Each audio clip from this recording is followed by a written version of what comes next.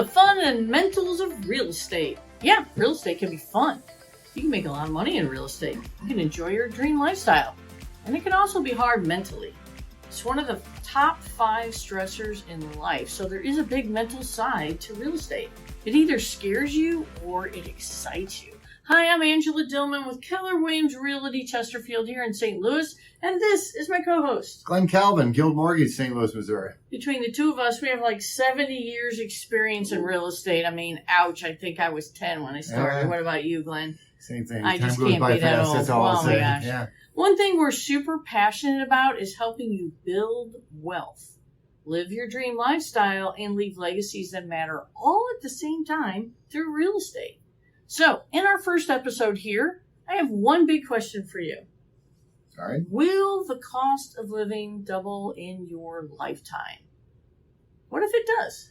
Well, that's a great question. You're going to want to be prepared. And what happens in the future, we kind of get a gauge by looking backwards. And things sure are a lot more expensive than when I was a kid. Yeah, they sure are. So what in the world are you going to do about it? Are you going to have 2 nickels to rub together when you retire? Are you going to be able to send your kids through college? Or even going to be able to put food on the table? I remember the very first time I heard this, it was scary. I was like, wow, doubles? Like, it could double? I don't even know how to wrap my head around the fact that my mortgage could double, Yeah. right? Like, I don't even know what that means. So we're here to break this down for you. So let's start with the fun side of real estate. So the fun side is that you get to live your dream lifestyle, right? Sure, yeah. So whether you got the house full of kids and it's time for the 4-bedroom 2-story, or, maybe you want a farm like Glenn. Yeah. I love it. Maybe you want to be closer to school. Maybe you want school, work, grandkids. Maybe you need to downsize into the villa. Tired of going up the steps. Right. Yeah. So there's a dream lifestyle of the moment in your life that you can live in your home, and all at the same time, you can leave a legacy that matters. Heck yeah. You're like, what in the world do you mean leave a legacy with a house? Can I leave a legacy with a house, Glenn? Of course you can. We see it all the time. Well, there you go. So you celebrate your family. It's a great family legacy in a house. Celebrate your birthdays, celebrate the holidays, celebrate all your milestones. Like, are you 60 yet, Glenn? Yes.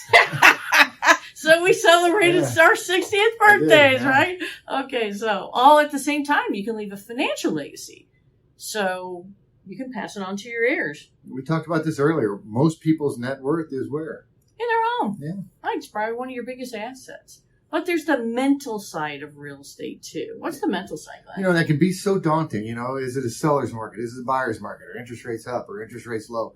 What if I make that wrong decision? You're right. One of the top 5 stressful events in all of life is buying a house. How do I get started? Did I make a bad decision? I mean, it can just be so daunting and stressful. Stress is a great word. Stress is a great word, but most people don't like change. No. You like change? No, what do they say? That the baby with a dirty diaper is the only person that likes Oh, only change. person that likes change. Yes. That's a good way to say it. So this means that you have to think about things differently if you want to build wealth. Here's a great definition of wealth that I heard recently. And it says that wealth is making your money work for you. That's a great point. Instead of your money working for someone else. What would be an example of my money working for somebody else? Well, if you're renting, your money's working for someone else. For the landlord, yeah. Yeah. Credit cards? Credit cards. If you're not paying them off every month and you're paying interest, your money's working for someone else.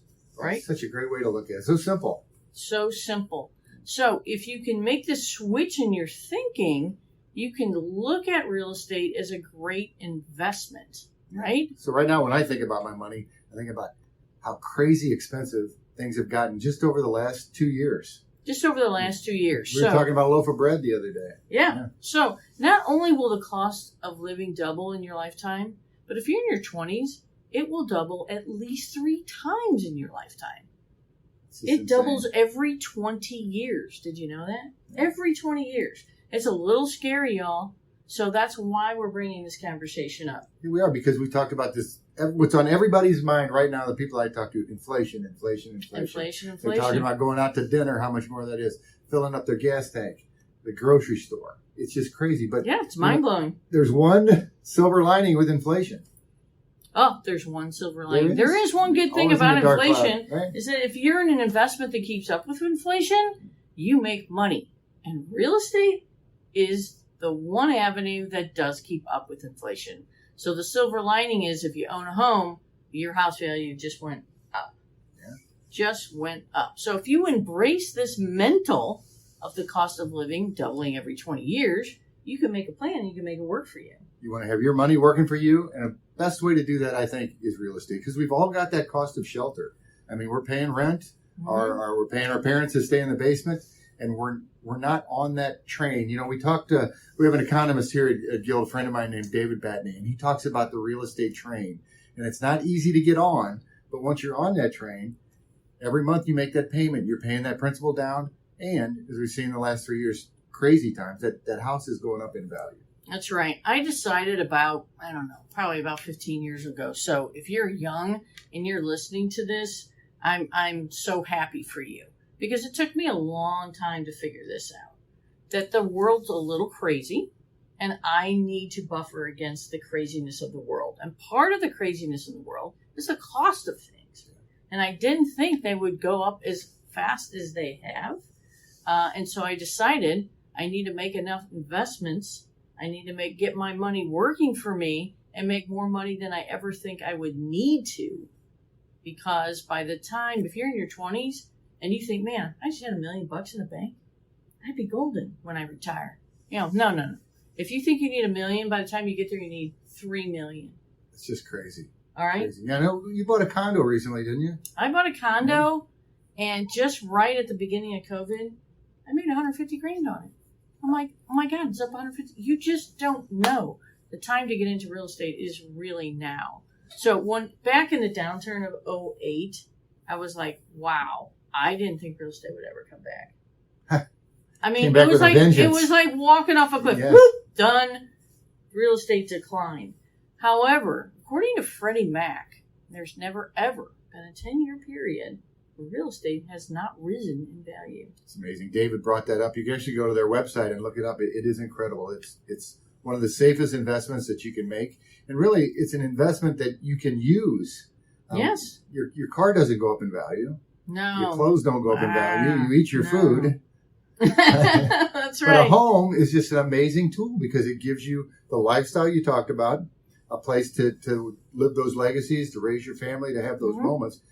But it also is a great vehicle for investment and can catapult you into the future with the rise in the home value. Yeah. Do you ever see somebody buy a bigger home and you think, oh my gosh, their payment probably doubled? Or, wow, they must have got this like awesome raise at work. Are they making a whole lot more money than I am? Yeah. But they haven't. What they did was they got in the real estate game early. They built some equity and they used that to catapult them to their next dream lifestyle. So they started in their starter house and all of a sudden they're living in this big 4-bedroom, 2-story with a beautiful yard because they invested in real estate early. They sold that house. Now they've got the big down payment to put on the bigger house. That's right. You So do payments typically double when people do that, Glenn? No, they don't because they're putting so much money down. They're putting so much money down. Yeah. More often than not, what we see is the payment not only maybe stays the same, but raises only a few hundred. Yeah, and people start making more money as they get older and their income does increase.